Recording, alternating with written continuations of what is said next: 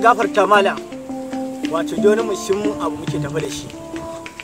A kullun sai na yi mafarki. Sai na yi mafarkin na sai kurkuraye. Ga manyan gidaje fa. Ga zuƙa mata. Amma har yau ban samu koɗe ba.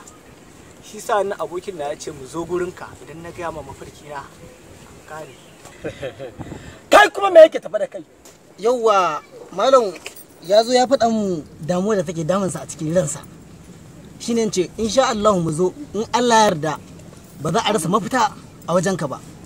Kuma sannan ni ma akwai wani mafarki da nake in na kwanta barci ba na jima sai ne mafarkin na hau bishiya. Daga na hau bishiya sai in ganda kayan aiki, ma'ana gatari kenan.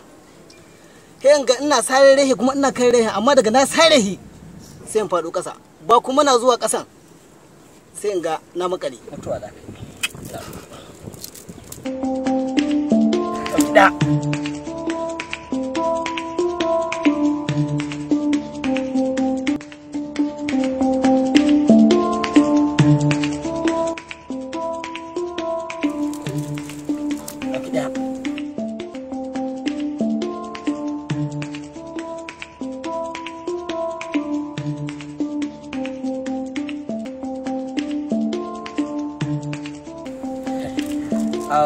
ina bawon Allah, kai taka matsalar mai dan dama ce, amma shi wannan tasa matsalar ta wuce inda ake tafi.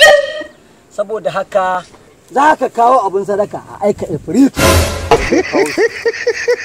Saboda haka kai kuma za ka kawo mana mutum kashin kiyashi.